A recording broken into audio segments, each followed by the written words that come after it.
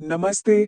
कभी ऐसा होता है कि लोन के लिए अप्लाई किया और वो रिजेक्ट हो गया, या फिर क्रेडिट कार्ड तो मिल गया लेकिन लिमिट उम्मीद से बहुत कम मिली। बैंकिंग की इस दुनिया में इन सब परेशानियों का कनेक्शन अक्सर एक ही चीज से होता है।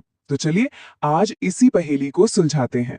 कभी ना कभी ये हुआ ही होगा, बड़े बड़े प्लान बनाए, घर के लिए, गाड़ी के लिए या किसी और जरूरत के लिए लोन अप्लाई किया और बैंक से एक सीधा साधा जवाब आ गया, सॉरी आपका लोन अप्रूव नहीं हो सकता। सारा जोश वहीं ठंडा पड़ जाता है ना। या फिर एक नए चमचमाते क्रेडिट कार्ड के लिए अप्लाई किया, सोचा था कि इससे बड़े खर्चे आराम से मैनेज हो जाएंगे, पर जब कार्ड आया तो लिमिट देखकर सारी प्लानिंग धरी की धरी रह गई। इतनी कम लिमिट का आखिर क्या ही करेंगे। और जब इन सब की वजह जानने की कोशिश की तो बैंक की तरफ से एक ही जवाब मिला, आपका क्रेडिट स्कोर कम है। ये दो शब्द, क्रेडिट स्कोर, हमारी फाइनेंशियल प्लानिंग पर अचानक से ब्रेक लगा देते हैं। पर सवाल ये है कि आखिर ये है क्या भला। तो चलिए अब समझते हैं कि ये क्रेडिट स्कोर आखिर है क्या चीज। ये कोई रॉकेट साइंस नहीं है, बल्कि हमारी फाइनेंशियल आदतों का एक आईना है, एक रिफ्लेक्शन है। एकदम आसान भाषा में कहें तो क्रेडिट स्कोर सिर्फ एक नंबर है। ये नंबर बैंकों को ये बताता है कि कोई इंसान उधार लिए हुए पैसे टाइम पर वापस करेगा या नहीं। आप इसे एक तरह का भरोसा स्कोर या ट्रस्ट स्कोर भी कह सकते हैं। ये स्कोर 300 से 900 के बीच में होता है और इसका फंडा बिल्कुल सिंपल है। स्कोर जितना ज्यादा होगा, बैंक का भरोसा भी उतना ही मजबूत होगा। 900 के जितना करीब उतना अच्छा।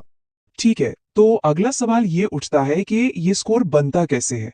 क्या ये बस किसी एक चीज पर डिपेंड करता है? नहीं, बिल्कुल नहीं। असल में ये 5 मुख्य बातों को मिलाकर कैलकुलेट किया जाता है। आइए एक एक करके इन्हें समझते हैं। इस स्कोर के पीछे 5 बड़े फैक्टर्स हैं, लेकिन सबका वजन बराबर नहीं होता। जैसा कि इस चार्ट में साफ दिख रहा है, सबसे ज्यादा महत्व करीब 35% पेमेंट हिस्ट्री का है।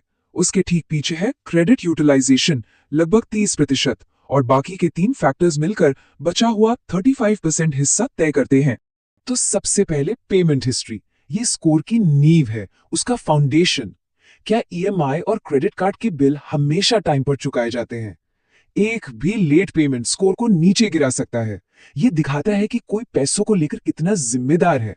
दूसरा बड़ा फैक्टर है क्रेडिट यूटिलाइजेशन। इसका सीधा सा मतलब है कि जो क्रेडिट लिमिट मिली हुई है उसमें से कितना इस्तेमाल हो रहा है।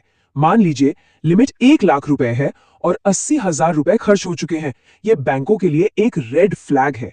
एक अच्छा नियम यह है कि अपनी लिमिट का 30% से कम ही इस्तेमाल करें। तीसरी चीज है क्रेडिट एज, यानी क्रेडिट अकाउंट्स कितने पुराने हैं। जितना लंबा क्रेडिट इतिहास उतना बेहतर। ये बैंक्स को दिखाता है कि कोई लंबे समय से क्रेडिट को सही तरीके से मैनेज कर रहा है, मतलब वो एक भरोसेमंद उधारकर्ता है। इसके बाद आता है क्रेडिट मिक्स, मतलब किसी के पास किस किस तरह के क्रेडिट हैं, जैसे कि होम लोन, कार लोन और क्रेडिट कार्ड।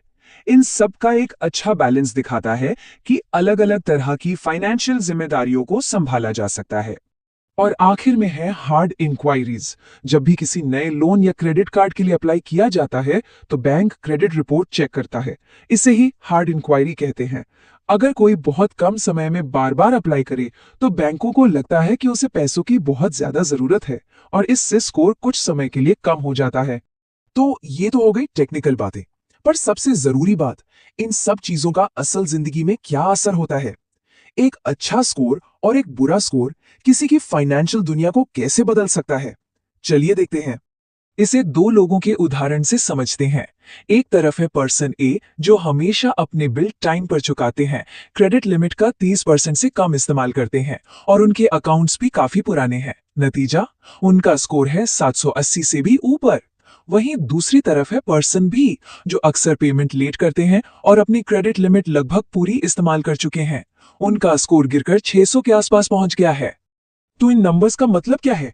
देखिए, 750 से ऊपर का स्कोर एक्सीलेंट माना जाता है। ऐसे लोगों को आसानी से लोन और सबसे कम ब्याज दरें मिलती हैं। 700 से 749 अच्छा है। 650 से 699 एवरेज है, जहां शायद लोन मिल जाए पर शर्तें थोड़ी सख्त होंगी।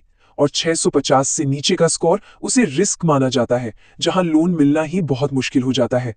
तो अगर किसी का स्कोर अच्छा नहीं है तो क्या गेम ओवर हो गया? बिल्कुल नहीं।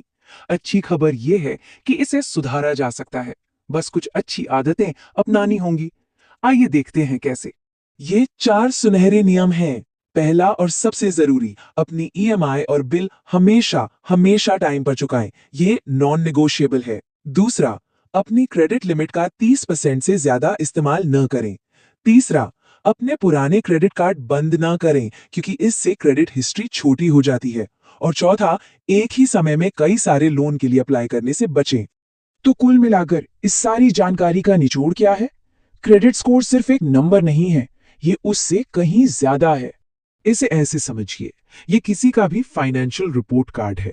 जैसे स्कूल का रिपोर्ट कार्ड पढ़ाई का हाल बताता था, वैसे ही क्रेडिट स्कोर पैसों से जुड़े अनुशासन को दिखाता है। हर समय पर किया गया पेमेंट एक अच्छे ग्रेड की तरह है, और हर चूकी हुई पेमेंट ग्रेड को नीचे गिरा देती है। तो आखिर में बस एक सवाल, अगर क्रेडिट स्कोर सच में एक फाइनेंशियल रिपोर्ट कार्ड है, तो किसी का रिपोर्ट कार्ड कैसा दिखता है? इस पर जरूर